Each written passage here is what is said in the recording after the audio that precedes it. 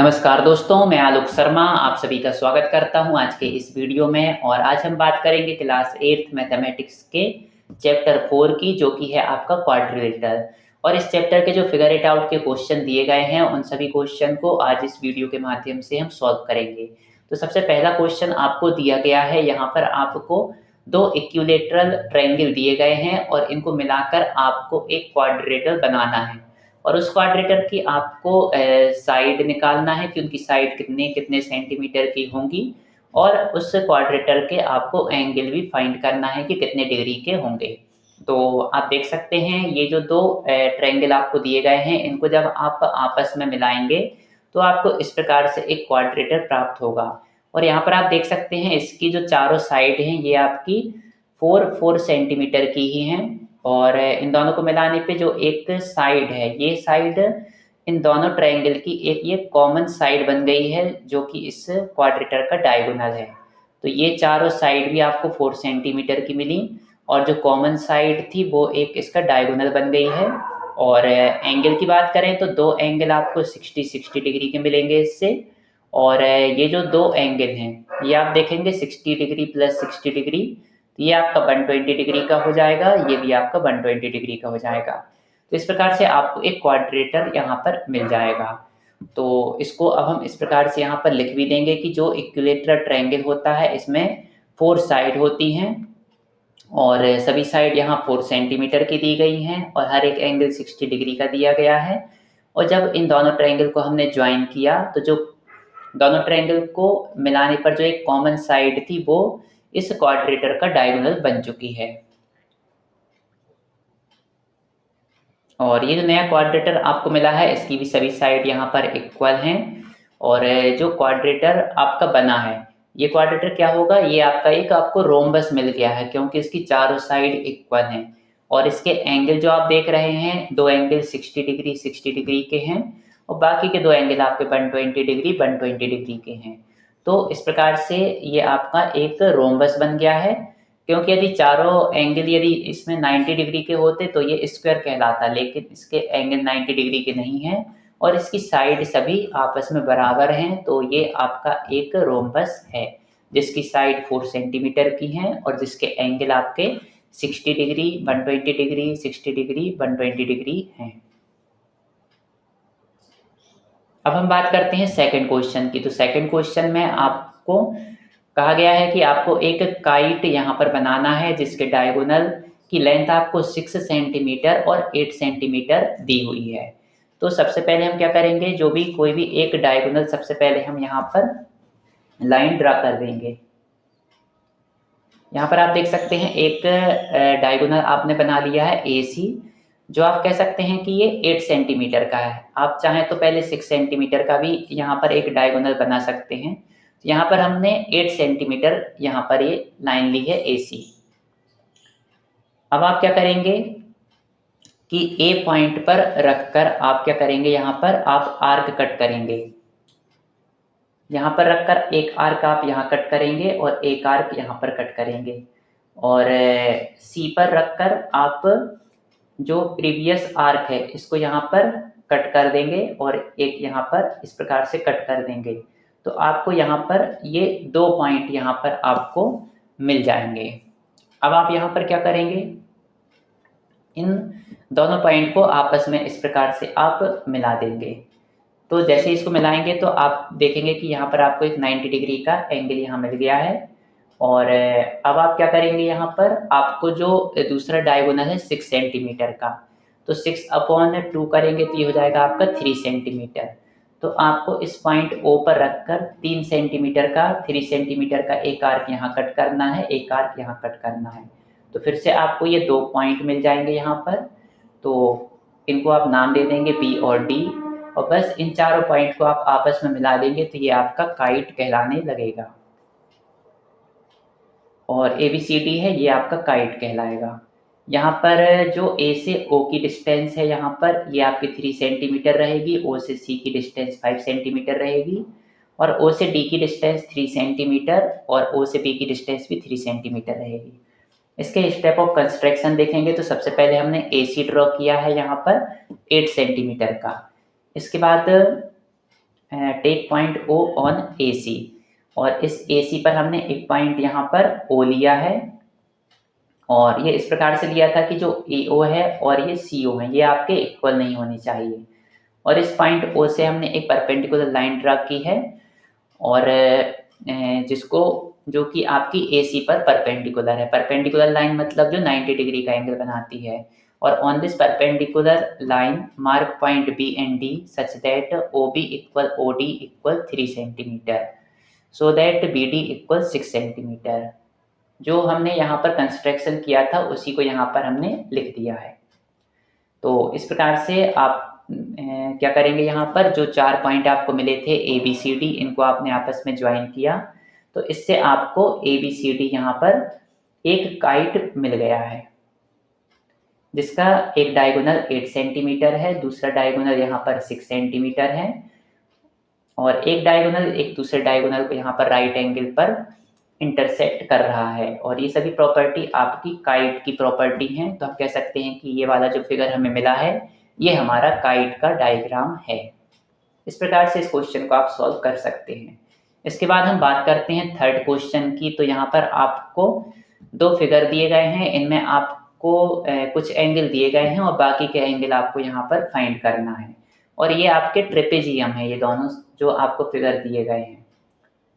यहाँ पर ये जो एरो का साइन बना है ये होता है आपका पैरेलल लाइन को ये रिप्रेजेंट करता है। इसका मतलब है जो AB है और ये जो CD है ये आपकी पैरेलल लाइन यहाँ पर हैं। और 2 एंगल 135 और 105 यहाँ पर आपको दिए गए थे।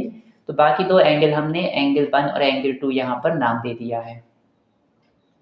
इन्हीं को अब हम यहाँ पर फाइंड करेंगे। तो हम जानते हैं कि जो ट्रेपेजियम होता है उसके जो सम ऑफ एडजेसेंट एंगल होता है कोई भी 2 पैरेलल लाइन के बीच में, तो वो आपका 180 डिग्री होता है। जैसे ये 105 है और यहाँ पर ये एंगल C है, इनका टोटल 180 डिग्री होगा। इसी प्रकार से 135 और ये वाला जो एंगल है इन दोनों का टोटल भी यहाँ पर 180 होगा। तो एंगल 1 प्लस 135 डिग्री इक्वल 180, और यहाँ पर हम ट्रांसपोज करेंगे 135 को, तो ये हो जाएगा आपका 45 डिग्री। तो इस प्रकार से आपको जो एंगल 1 है ये आपको मिल गया है यहाँ पर 45 डिग्री। इसके बाद जो एंगल 2 है और 105 डिग्री है, इन दोनों का टोटल भी यहाँ पर 180 डिग्री होगा। और इसी प्रकार से जब हम ट्रांसपोज करेंगे तो एंगल 2 इक्वल हमको मिल गया यहाँ पर 75 डिग्री। यही 2 एंगल आपको यहाँ पर फाइंड करना था। तो ये आपका आंसर हो जाएगा कि जो रिमेनिंग एंगल हैं यहाँ पर 45 डिग्री और 75 डिग्री के होंगे। आइए सॉल्व करते हैं अब इस प्रश्न को। यहाँ पर अभी आपको एक एंगल दिया गया है 100 डिग्री का, बाकी के एंगल आपको यहाँ पर फाइंड करना है। तो यहाँ पर भी हमने नाम दे दिए हैं हर एक एंगल को, एंगल 1, 2 और 3। और ये जो सिंबल आप देख रहे हैं ये आपका रिप्रेजेंट करता है कि ये दोनों लाइन आपकी पैरेलल लाइन है, और ये वाला जो सिंबल है ये रिप्रेजेंट करता है कि ये दोनों लाइन आपकी इक्वल लाइन है। तो इसको हम कैसे करेंगे, सबसे पहले हम लिखेंगे कि AB और CD यहाँ पर लाइन पैरेलल लाइन है, ये आपके पैरेलल लाइन का साइन है आपका। और ये जो 2 साइड हैं आपकी BC और DA, ये आपकी 2 साइड इक्वल साइड हैं। तो ये जो आपका क्वाड्रिलेटरल है ABCD ये आपका हो गया है अब यहाँ पर आइसोसेल्स ट्रेपेजियम, क्योंकि इस ट्रेपेजियम की 2 साइड इक्वल हैं। तो ये वाला ट्रेपेजियम आपका कहलाएगा आइसोसेल्स ट्रेपेजियम। और हम जानते हैं कि जो सम ऑफ एडजेसेंट एंगल होता है तो वो हमेशा क्या होता है यहाँ पर 180 डिग्री होता है यदि आपकी 2 पैरेलल लाइन के बीच के जो 2 एंगल हैं उनका सम। तो यहाँ पर आप देख सकते हैं ये जो एंगल 1 है और ये एंगल 100 डिग्री का है ये आपका, तो इन दोनों का टोटल आपका 180 डिग्री का होगा। इसी प्रकार से ये जो आपका 100 डिग्री का एंगल है इक्वल के इस साइड जाएगा तो ये माइनस का हो जाएगा। 180 से आप 100 माइनस करेंगे तो 80 डिग्री आएगा। तो एंगल 1 आ गया है आपका यहाँ पर 80 डिग्री का। इसके बाद आप क्या करेंगे यहाँ पर, we know that opposite angles of isosceles trapezium are always equal. तो जो एंगल 1 है और एंगल 2 है ये दोनों एंगल आपके बराबर होंगे 1 और 2। क्यों होंगे, क्योंकि ये जो आपका ट्रेपेजियम है ये आपका आइसोसेल्स ट्रेपेजियम है, इसलिए एंगल 1 और एंगल 2 यहाँ पर बराबर होंगे, तो एंगल 2 भी हो जाएगा आपका यहाँ पर 80 डिग्री का। इसी प्रकार से यहाँ पर जो एंगल 3 है ये भी आपका हो जाएगा 100 डिग्री का, क्योंकि जो एंगल 3 है और ये 100 डिग्री है, ये भी आपके आइसोसेल्स ट्रेपेजियम के जो हैं अपोजिट एंगल यहाँ पर कहलाएंगे। तो आपका आंसर हो गया यहाँ पर जो रिमेनिंग एंगल हैं वो आपके दो एंगल 80 डिग्री और 80 डिग्री के आ गए हैं, और जो आपका एक एंगल आपका जो एंगल 3 था वो आ गया है आपका 100 डिग्री का। ये आपका आंसर है। इसके बाद अब हम बात करते हैं क्वेश्चन 4 की। तो क्वेश्चन 4 में आपको एक वेन डायग्राम बनाना है, और इसमें आपका पैरेललोग्राम, काइट, रोम्बस, रेक्टेंगल और स्क्वायर का आपको यहाँ पर रिप्रेजेंट करना है। तो यहाँ पर आप देख सकते हैं ये जो बड़ा सर्किल आप देख रहे हैं ये आपका पैरेललोग्राम को रिप्रेजेंट कर रहा है, और पैरेललोग्राम के अंदर आप ये देख रहे हैं ये आपके रेक्टेंगल को रिप्रेजेंट कर रहा है, और इतना एरिया आपका स्क्वायर को रिप्रेजेंट कर रहा है, और ये वाला जो पार्ट है ये आपका रोम्बस को रिप्रेजेंट कर रहा है, और ये वाला जो पार्ट आप देख रहे हैं ये आपका काइट को रिप्रेजेंट कर रहा है। इसमें क्या होगा कि जो स्क्वायर है यहाँ पर, तो आप देख सकते हैं स्क्वायर आपका पैरेललोग्राम की भी प्रॉपर्टी रखता है, रेक्टेंगल की भी प्रॉपर्टी रखता है, रोम्बस की भी प्रॉपर्टी इसके पास होती है, और काइट की प्रॉपर्टी भी इसके पास होती है। तो इसमें जो फर्स्ट क्वेश्चन आप देख रहे हैं यहाँ पर आपसे पूछा गया है कि what is the quadrilateral that is both a kite and a parallelogram. तो इसका आंसर आएगा आपका रोम्बस। इसमें आपसे पूछा गया था कि कौन सा क्वाड्रेटर है जो आपका काइट और पैरेललोग्राम इन दोनों की प्रॉपर्टी को रखता है। तो आप जानते हैं कि जो रोम्बस होता है वो इन दोनों की प्रॉपर्टी को रखता है। काइट में क्या होता है कि इसमें दो पेयर होते हैं जो एडजेसेंट एंगल के। A kite has two pairs of adjacent equal sides. और जो पैरेललोग्राम होता है इसमें क्या होता है, अ पैरेललोग्राम है opposite sides equal and parallel. और जो रोम्बस होता है उसमें ये दोनों चीज़ें आपको मिल जाती हैं। तो रोम्बस जो होता है इन दोनों कंडीशन को सेटिस्फाई करता है, इसलिए इसको आप कह सकते हैं ये काइट की भी सभी प्रॉपर्टी को रखता है और पैरेललोग्राम की भी सभी प्रॉपर्टी को रखता है।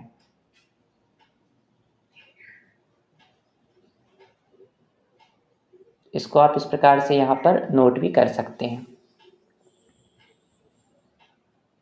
सेकेंड क्वेश्चन में आपसे पूछा गया है कि can there be a quadrilateral that is both a kite and a rectangle. क्या ऐसा क्वाड्रेटर आपके पास यहाँ पर है जो काइट और रेक्टेंगल दोनों की प्रॉपर्टी को रखता है।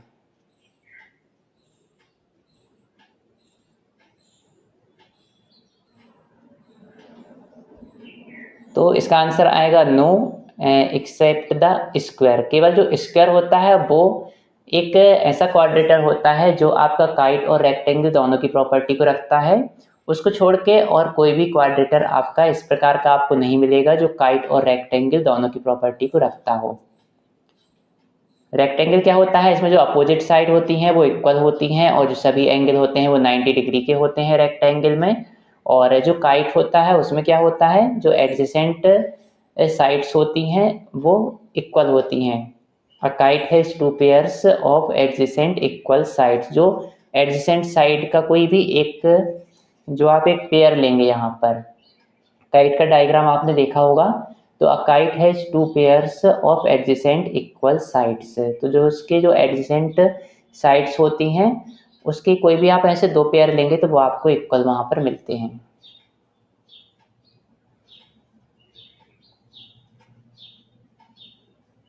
तो इसको आप यहाँ पर लिख देंगे, a general rectangle does not satisfy the kite condition, only a square satisfy both equal sides plus right angles. Third question में आप देख रहे हैं, is every kite a rhombus, if not what is the correct relationship between these two types of क्वाड्रेटर। इसका answer आएगा know every kite is not a rhombus. जो भी kite होती हैं हर एक काइट आपकी रोम्बस नहीं होती है। कुछ काइट आपकी रोम्बस हो सकती हैं यदि उनकी सभी साइड इक्वल हो तो। All rhombuses are kite. जितने भी रोम्बस होते हैं वो सभी आपके काइट होते हैं, but not all kites are rhombus. Rhombus होते हैं वो आपके काइट की प्रॉपर्टी को रखते हैं, लेकिन जो सभी काइट है वो आपके रोम्बस की प्रॉपर्टी को नहीं रखते हैं। ये इसका आंसर हो जाएगा। इसको इस प्रकार से आप लिख सकते हैं कि a rhombus has all 4 sides equal and kite needs only 2 pairs of adjacent equal sides. Fifth question को आप यहाँ पर देखेंगे, यहाँ पर आपको जो दो रेक्टेंगल आपको यहाँ पर दिए गए हैं। पहला क्या है, PAIR, PAIR ये रेक्टेंगल। इसके बाद है RODS एक रेक्टेंगल ये दिया है। तो आपको यहाँ पर IOD की वैल्यू फाइंड करना है। तो ये क्या है, IOD ये वाला एंगल यहाँ पर आपको फाइंड करना है। तो सबसे पहले आप देखेंगे कि RIO तो ये जो ट्रायंगल आपको दिख रहा है इसमें ये जो तीनों एंगल हैं इन तीनों का टोटल 180 डिग्री होगा एंगल सम प्रॉपर्टी से। इस ट्रायंगल के हमने तीनों एंगल के नाम यहाँ पर लिखे हैं, ORI, RIO और IOR इक्वल 180 डिग्री। ORI कौन सा है, ORI ये वाला आपका। RIO कौन सा है, RIO ये वाला। और ये आपका रेक्टेंगल का भी एंगल है तो ये आपका 90 डिग्री का होगा, ये 30 डिग्री का है। और IOR आपका ये वाला एंगल है। तो बस तीनों की वैल्यू हम रख देंगे, 30 degree plus 90 degree plus IOR equal 180 degree. Solve करेंगे तो यहाँ पर आपको मिलेगा IOR की वैल्यू आपको मिल जाएगी 60 डिग्री और IOR आपको यहाँ पर मिल गया है IOR 60 डिग्री। आपको ये वाला एंगल निकालना था यहाँ पर IOD। हम जानते हैं कि ये वाला जो O एंगल है ये पूरा ROD आप कह सकते हैं इसको। तो ROD कितना है, 90 डिग्री का है, क्योंकि ये आपका एक रेक्टेंगल का एंगल है और ये आपका इन दोनों से मिलके बना हुआ है। तो हम कह सकते हैं ROD इक्वल है IOR प्लस IOD। और IOR हमने अभी यहाँ पर फाइंड किया था, ये आपका 60 डिग्री आया था। और जो ROD है ये आपका 90 डिग्री है क्योंकि ये रेक्टेंगल का एंगल है। बस अब यहाँ पर आप ट्रांसपोज कर देंगे तो आपको IOD मिल जाएगा 30 डिग्री। यही आपका आंसर है।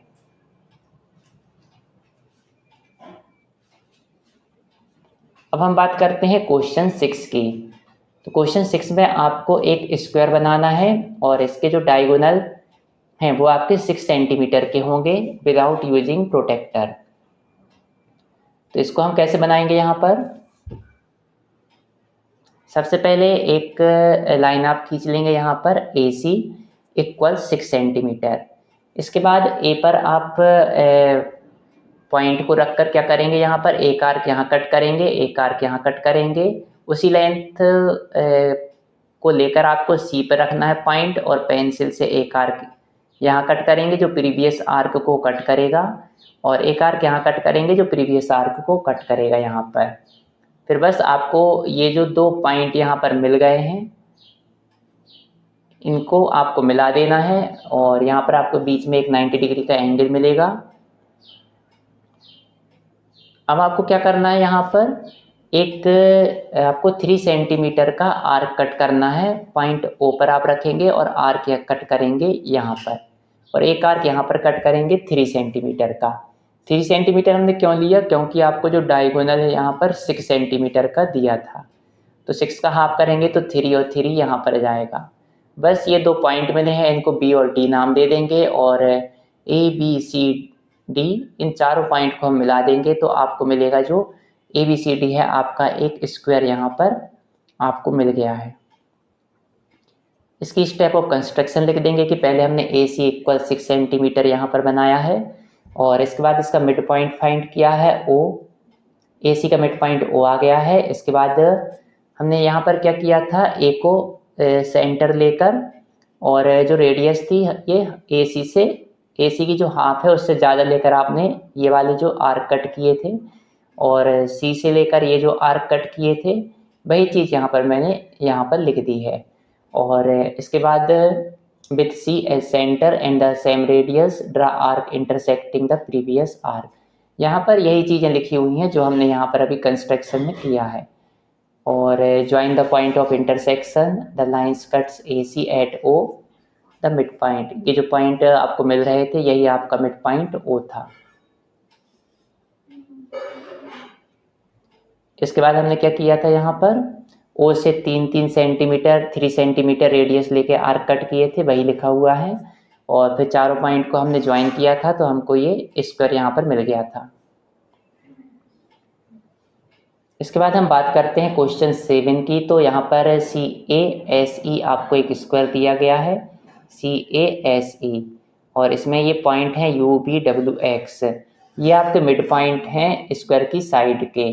तो जो UBWX आपको मिला यहाँ पर, तो आपसे पूछा है कि ये वाला जो क्वाड्रेटर आपको मिला ये किस टाइप का क्वाड्रेटर है। Find this by using geometric reasoning और as well as by construction and measurement. तो इसको आपको जियोमेट्रिक रीजनिंग के द्वारा बताना है कि ये किस टाइप का आपका क्वाड्रेटर आपको मिला है, और इसकी कंस्ट्रक्शन को भी बारे में भी आपको बताना है, और फिर आपको इसकी मेजरमेंट भी आपको बताना है कि ये कितने कितने डिग्री के इसमें एंगल और साइड आपके यहाँ पर रहेंगे।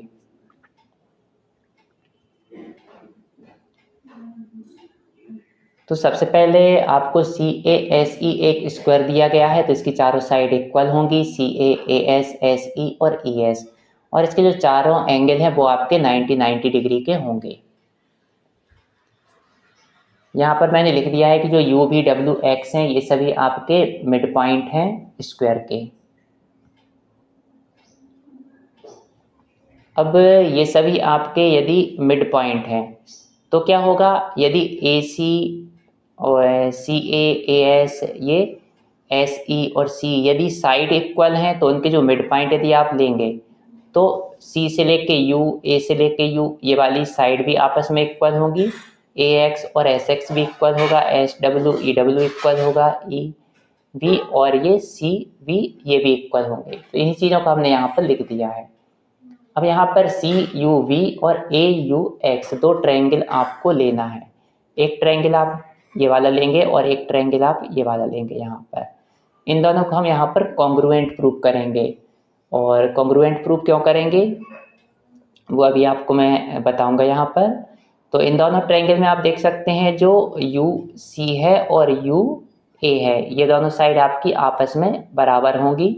क्यों होंगी, क्योंकि अभी आपको मैंने यहाँ पर बताया था कि U आपका मिड पॉइंट है, तो जो आपका UC है और UA है ये दोनों बराबर होंगी, और C और A ये वाले एंगल आपके 90 डिग्री के होंगे यहाँ पर। इसके बाद CV इक्वल AX, ये भी आपके जो मिड पॉइंट थे उससे हमने बता दिया कि CV इक्वल AX होगा। और जब भी आपको इस प्रकार से एक साइड और एक एंगल और एक और साइड आपको बराबर मिलती है दो ट्रायंगल की, तो साइड एंगल साइड से ये दोनों ट्रायंगल आपके कॉन्ग्रुएंट यहाँ पर हो गए हैं। कॉन्ग्रुएंट हो गए हैं तो इनके जो एंगल हैं वो भी आपस में बराबर होंगे CPCT से। तो जो CUV है यहाँ पर, CUV और AUX ये वाले एंगल आपस में आपके बराबर हो गए CPCT से। और ये साइड UV इक्वल UX, ये जो UV है और UX है ये भी आपस में बराबर हो गई CPCT से। इसी प्रकार से जैसे हमने ये प्रूव किया है कि ये दोनों साइड इक्वल हैं, तो हम इन दोनों साइड को भी बराबर लिख सकते हैं, इन दोनों साइड को भी और इन दोनों साइड को भी। तो सिमिलरली करके हमने ये चीज़ यहाँ पर लिख दी है। अब आप यहाँ पर क्या करेंगे, CUV, तो CUV ये वाला ट्रायंगल आप यहाँ पर लेंगे, तो इसमें UC और VC ये दोनों साइड इक्वल हैं, तो इनके सामने के एंगल भी बराबर होंगे। तो CUV और ये आपका CVU ये दोनों एंगल आपके बराबर होंगे। कैसे होंगे, क्योंकि किसी भी ट्रायंगल की यदि दो साइड बराबर होती हैं तो उनके अपोजिट एंगल भी हमेशा बराबर होते हैं। अब इस ट्रायंगल में ये जो तीनों एंगल हैं इन तीनों का टोटल आपका 180 डिग्री होगा एंगल सम प्रॉपर्टी से। ये दोनों एंगल आपके बराबर हैं, तो इन दोनों की जगह कोई भी एक एंगल हम यहाँ पर लिख सकते हैं दो बार, क्योंकि दोनों की वैल्यू यहाँ पर बराबर है। तो हमने यहाँ पर CVU की जगह यहाँ पर CUV लिख दिया, क्योंकि ये दोनों बराबर हैं। अब CUV ये हो जाएगा 2 angle CUV plus C angle आपका 90 डिग्री का था, क्योंकि ये स्क्वायर का एंगल है। इसको आगे सॉल्व करेंगे, 90 ट्रांसपोज करेंगे तो 180 से माइनस होकर ये भी आपका 90 आ जाएगा, और 2 आपका यहाँ पर 90 के डिवाइड में जाएगा। जब आप उसको इक्वल के इस साइड ले जाएंगे तो ये हो जाएगा आपका 45 डिग्री। इस प्रकार से C U V equal A U X, ये दोनों आपके 45 डिग्री के हो गए। सी यू वी ये है आपका और ए यू एक्स ये है। ये क्योंकि सी पी सी टी के द्वारा हमने अभी इक्वल प्रूव किए थे, तो ये 45 है तो ये भी 45 हो गया। इससे क्या होगा, अब यदि हम इन तीनों एंगल को लें, सी यू वी और ये आपका है वी यू एक्स और ये ए यू एक्स, इन तीनों का टोटल आपका 180 डिग्री होगा, क्योंकि तीनों मिलके एक स्ट्रेट लाइन बना रहे हैं। तो वही चीज़ यहाँ पर लिख दी है कि ये स्ट्रेट लाइन के एंगल है, तो तीनों का टोटल आपका 180 डिग्री होगा। दोनों की वैल्यू हमने रख दी है 45 डिग्री 45 डिग्री, और इसको सॉल्व करेंगे तो वी यू एक्स इक्वल आपको मिल गया यहाँ पर 90 डिग्री। अब आप देख सकते हैं वी यू एक्स ये वाला एंगल आपको 90 डिग्री का मिल गया है, और सिमिलरली करके हम कह सकते हैं कि ये तीनों एंगल जो अलग से आपको ये दिए हैं, तो ये चारों एंगल आपके 90 डिग्री के जाएंगे, और ये चारों साइड आपकी इक्वल भी आ गई। तो हम जानते हैं कि जब चारों एंगल आपको किसी क्वाड्रेटर के 90 डिग्री के मिल जाते हैं और उसकी चारों साइड भी यदि इक्वल होती हैं, तो वो क्वाड्रेटर हमारा क्या कहलाता है, वो कहलाने लगता है हमारा स्क्वायर।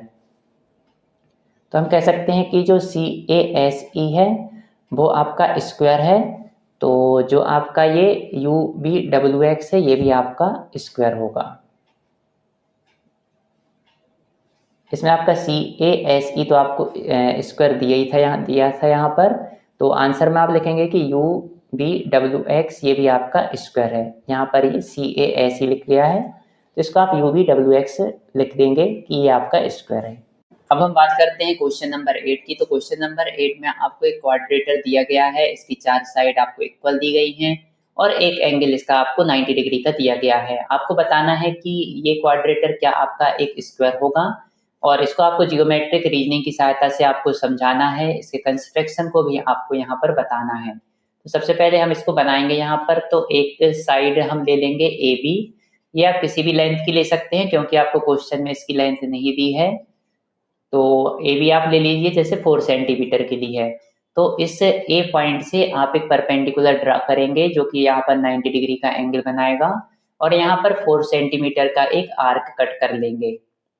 और यहाँ पर ये जो आपको एक पॉइंट मिला है यहाँ पर आर्क कट करने के बाद, तो इस पर पॉइंट को रख के आप एक आर्क यहाँ पर कट करेंगे, और इसी लेंथ का एक पॉइंट बी पर लेकर एक आर्क यहाँ पर कट कर देंगे आपको। तो इस प्रकार से आपको ये एक पॉइंट मिलेगा। इन चारों पॉइंट को आप मिलाएंगे तो आपको एक क्वाड्रेटर यहाँ पर मिल जाएगा, और आप देखेंगे कि ये जो क्वाड्रेटर आपका बना है ये आपका एक स्क्वायर शेप का है। तो इसका आंसर हो जाएगा कि जो क्वाड्रेटर हमको मिलेगा वो हमेशा यहाँ पर आपको एक स्क्वायर मिलेगा यदि उसकी चार साइड इक्वल हैं और एक एंगल उसका यदि 90 डिग्री का है। इसकी जियोमेट्रिक रीजनिंग हम इस प्रकार से लिख सकते हैं कि जो भी सभी साइड हैं इसकी इक्वल दी गई हैं, एक एंगल आपका 90 डिग्री का दिया गया है। तो कोई भी क्वाड्रेटर जिसकी सभी साइड इक्वल होती हैं तो वो होता है हमारा रोम्बस। तो सबसे पहले तो हम इसको रोम्बस कह सकते हैं, और रोम्बस होने के बाद आप क्या करेंगे, यहाँ पर कोई भी रोम्बस यदि उसके सभी एंगल 90 डिग्री के हैं तो वो रोम्बस आपका स्क्वायर कहलाने लगता है। तो हम क्या करेंगे कि हम प्रूव कर देंगे कि यहाँ पर जो सभी एंगल हैं इसके 90 डिग्री के हैं। तो सपोज यहाँ पर हम लेकर चल रहे हैं कि जो एक एंगल आपको 90 डिग्री का दिया है, तो ये जो ए एंगल है ये हम ले लेंगे 90 डिग्री का है, और अब ये आपका रोम्बस है तो क्या होगा, इसके जो एडजेसेंट एंगल होते हैं जैसे ए और बी है इनका टोटल हमेशा आपका 180 डिग्री होगा, क्योंकि रोम्बस के एडजेसेंट एंगल हमेशा सप्लीमेंट्री एंगल होते हैं, अर्थात इनका टोटल हमेशा 180 डिग्री होता है। तो हम कह सकते हैं a plus b equal 180 degree, a की वैल्यू 90 डिग्री है, ट्रांसपोज करेंगे तो b की वैल्यू हो जाएगी 180 माइनस 90 इक्वल 90 डिग्री, और इस प्रकार से हम कह सकते हैं c और d की वैल्यू भी यहाँ पर 90 डिग्री आ जाएगी। अब आप देख सकते हैं कि इसके सभी एंगल यहाँ पर 90 डिग्री के हो गए हैं। तो जो ये क्वाड्रेटर है, ये क्वाड्रेटर हम कह सकते हैं कि इसकी 4 साइड इक्वल हैं और सभी एंगल इसके राइट एंगल हैं, और ये सभी प्रॉपर्टी किसकी होती हैं, स्क्वायर की। तो हम कह सकते हैं जो क्वाड्रेटर हमको मिला है ये हमेशा आपको एक स्क्वायर मिलेगा यदि उसकी 4 साइड और एक चार साइड इक्वल हैं और एक एंगल उसका यदि 90 डिग्री है तो। अब हम बात करते हैं क्वेश्चन नंबर 9 की। तो क्वेश्चन नंबर 9 में आप देख सकते हैं, आपसे पूछा गया है कि what type of a quadrilateral is one in which the opposite sides are equal. जिसमें अपोजिट साइड इक्वल होती हैं वो क्वाड्रेटर किस टाइप का क्वाड्रेटर होता है। और जस्टिफाई योर आंसर, और अपने आंसर को आपको जस्टिफाई भी करना है। यहाँ पर आपको हिंट दी गई है कि आपको एक डायगोनल बनाना है और कॉन्ग्रुएंट ट्रायंगल्स जो होते हैं उस प्रॉपर्टी का आपको यहाँ पर यूज करना है। तो सबसे पहले यहाँ पर हम लिखेंगे कि जो क्वाड्रेटर है जिसमें दोनों जो अपोजिट साइड्स होती हैं वो यदि आपकी इक्वल दी हैं तो वो हमेशा आपका एक पैरेललोग्राम होता है। यहाँ पर अब इसका जस्टिफिकेशन हम इस प्रकार से देंगे कि एक ABCD हमने क्वाड्रेटर ले लिया और इसमें जो AB साइड है ये CD के इक्वल है और BC साइड हमने यहाँ पर है AD के इक्वल ले ली यहाँ पर, क्योंकि अपोजिट साइड आपको इक्वल दी गई है। इसका एक डायगोनल हम यहाँ पर बनाएंगे, ये आपका डायगोनल हो गया है AC। जब आप डायगोनल बनाएंगे तो आपको दो ट्रायंगल यहाँ पर मिलेंगे, एक है ABC, एक है ये CDA। और इन दोनों ट्रायंगल में आप देखेंगे कि इस ट्रायंगल की जो AB साइड है इस ट्रायंगल की CD के इक्वल है, इस ट्रायंगल की जो BC साइड है इस ट्रायंगल की यहाँ पर DA के इक्वल है। और ये जो AC है ये दोनों ट्रायंगल में कॉमन है। तो ये तीनों साइड हम इस प्रकार से यहाँ पर लिख देंगे कि ये दो साइड तो हमको इक्वल दी गई हैं और AC दोनों में कॉमन है, तो ये तीन साइड यहाँ पर इक्वल हो गई दोनों ट्रायंगल में। और ये हम कॉन्ग्रुएंट करने के लिए प्रूव कर रहे हैं, क्योंकि किसी भी कोई भी दो ट्रायंगल की यदि तीनों साइड हैं, किसी एक ट्रायंगल की तीनों साइड है किसी दूसरे ट्रायंगल की तीनों साइड के यदि इक्वल होती हैं तो दोनों ट्रायंगल हमारे कॉन्ग्रुएंट ट्रायंगल होते हैं। और ये हमारा कॉन्ग्रुएंट ट्रायंगल का साइन है, तो ये साइड साइड साइड से ये दोनों ट्रायंगल हमारे कॉन्ग्रुएंट ट्रायंगल हो गए हैं। अब कॉन्ग्रुएंट ट्रायंगल हैं तो उनके जो एंगल्स हैं वो भी बराबर होते हैं। तो हम कह सकते हैं कि जो ये BAC है ये हमारा DCA के बराबर होगा। और इसी प्रकार से जो BCA है BCA ये हमारा DAC के बराबर होगा। और हम देख रहे हैं कि ये दोनों एंगल हमारे अल्टरनेट इंटीरियर एंगल्स हैं। और यदि अल्टरनेट इंटीरियर एंगल्स हैं तो ये हमेशा कब बनते हैं, जब लाइन पैरेलल होती हैं। तो हम कह सकते हैं कि जो AB है वो पैरेलल है CD के और BC है वो पैरेलल है आपके DA के। और जब भी किसी क्वाड्रेटर की जो अपोजिट साइड्स होती हैं वो पैरेलल होती हैं तो वो आपका पैरेललोग्राम होता है। तो हम कह सकते हैं ये जो ABCD हमको दिया गया है ये हमारा पैरेललोग्राम है। Quadrilateral in which opposite sides are equal is a parallelogram. अब हम बात करते हैं नेक्स्ट क्वेश्चन की। तो इसमें आपसे पूछा गया है कि will the sum of the angles in a quadrilateral such as the following one also be 360 degree. एक आपको क्वाड्रेटर यहाँ पर दिया गया है ABCD। यहाँ पर ये वाली लाइन आपको नहीं दी गई है, ये हमने कंस्ट्रक्ट की है यहाँ पर। तो आपसे कहा गया है कि ये जो क्वाड्रेटर आपको दिया गया है क्या इसका टोटल 360 डिग्री होगा। इसमें भी आपको कुछ जियोमेट्रिक रीजनिंग यहाँ पर लिखना है और कंस्ट्रक्शन भी आपको यहाँ पर करके बताना है। तो हम कहेंगे कि yes the sum of the interior angles of any quadrature is 360 degree, कि इसके भी चारों एंगल का सम यहाँ पे 360 डिग्री होगा। और इसकी रीजनिंग हम लिखेंगे कि कंसीडर द गिवन क्वाड्रेटर ABCD ये जो क्वाड्रेटर दिया गया है इसमें एक डायगोनल हमने बनाया है BD। आप देख सकते हैं ये BD इस क्वाड्रेटर का डायगोनल है जो कि क्वाड्रेटर के इनसाइड है, अंदर है। और जो डायगोनल है वो डिवाइड कर रहा है क्वाड्रेटर को दो ट्रायंगल में।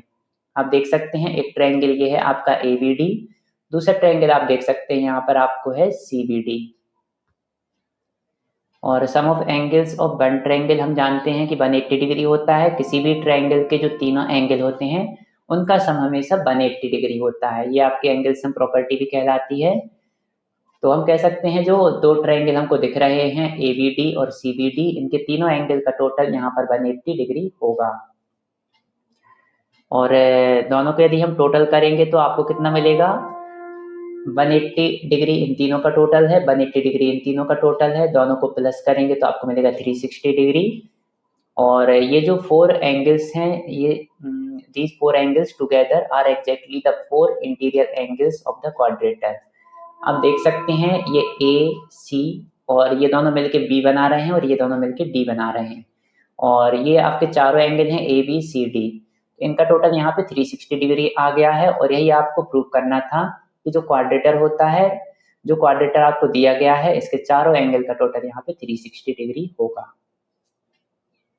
तो बहुत ही आसान प्रश्न था। यहाँ पर एक डायगोनल आपको बनाना है, और यहाँ पर लिख देंगे एंगल सम प्रॉपर्टी से इनका टोटल 180 होगा, और एंगल सम प्रॉपर्टी से इस ट्रायंगल के तीनों एंगल का टोटल 180 होगा, और दोनों को हमने प्लस कर दिया तो इस क्वाड्रेटर के चारों एंगल बन गए और टोटल हमारा 360 डिग्री आ गया है। इस प्रकार से आप उस क्वेश्चन को भी सॉल्व कर सकते हैं। अब हम बात करते हैं क्वेश्चन नंबर 11 की। State whether the following statements are true और false, justify your answer. True false आपको बताना है और अपने आंसर को जस्टिफाई भी करना है। पहला आपको दिया था quadrilateral whose diagonals are equal and bisect each other must be a square. ये कह रहे हैं कोई भी क्वाड्रेटर आपको दिया गया है जिसके डायगोनल यदि इक्वल दिए गए हैं और एक दूसरे को बाइसेक्ट कर रहे हैं तो ये हमेशा स्क्वायर होगा। तो ये आपका फॉल्स है। जस्टिफिकेशन ये है कि जो रेक्टेंगल होता है उसके जो डायगोनल्स होते हैं वो भी इक्वल होते हैं और एक दूसरे को बाइसेक्ट भी करते हैं, लेकिन ये आपका रेक्टेंगल होता है, इसलिए ये जरूरी नहीं है कि हमेशा आपको यदि कोई भी क्वाड्रेटर दिया गया है और उसके डायगोनल इक्वल हैं और एक दूसरे को बाइसेक्ट कर रहे हैं तो वो हमेशा स्क्वायर हो, ये जरूरी नहीं है। वो आपका एक रेक्टेंगल भी हो सकता है, इसलिए जो दिया गया स्टेटमेंट था वो फॉल्स था। सेकेंड आप देख सकते हैं क्वाड्रेटर having 3 right angles must be a rectangle. कोई भी क्वाड्रेटर जिसमें आपके 3 राइट एंगल दिए गए हैं तो वो आपका रेक्टेंगल ही होना चाहिए। तो ये ट्रू है क्योंकि आप जानते हैं किसी भी क्वाड्रेटर के चारों एंगल का टोटल 360 डिग्री होता है, और यदि 3 एंगल आपको दिए गए हैं 90 डिग्री के तो फोर्थ एंगल आपका ऑटोमेटिकली वहाँ पे 90 डिग्री का हो जाएगा क्योंकि टोटल 360 है यहाँ पर। इस प्रकार से भी आप देख सकते हैं टोटल होता है 360 डिग्री, और तीनों एंगल का टोटल को इससे यदि माइनस करेंगे तो ये आपका फोर्थ एंगल आ गया 90 डिग्री, और सभी एंगल यदि राइट एंगल हैं तो ऐसा क्वाड्रेटर आपका रेक्टेंगल हो जाता है।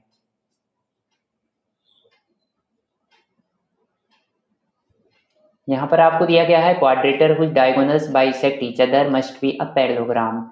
कोई भी क्वाड्रेटर जिसके डायगोनल आपके बाइसेक्ट कर रहे हैं दूसरे को तो हमेशा वो पैरेललोग्राम होना चाहिए।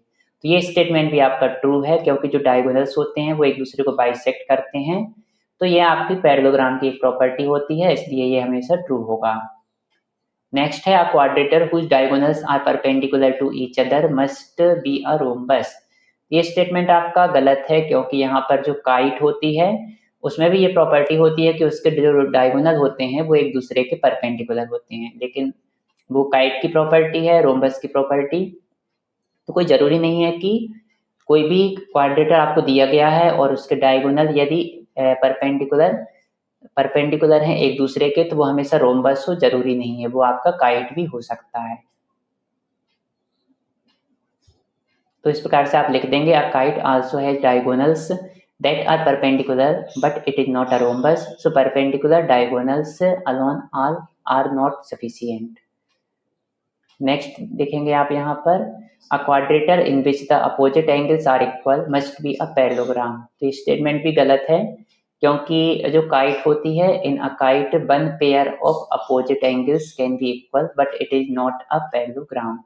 इसमें आपको दिया गया था कि कोई भी क्वाड्रेटर आपको दिया गया है जिसमें अपोजिट एंगल्स यदि इक्वल हैं तो वो हमेशा पैरेललोग्राम होना चाहिए, लेकिन जो काइट होती है उसमें भी one pair of opposite angles हमेशा इक्वल हो सकता है, होता है वहां पर, और लेकिन वो आपका पैरेललोग्राम ना होकर काइट होता है।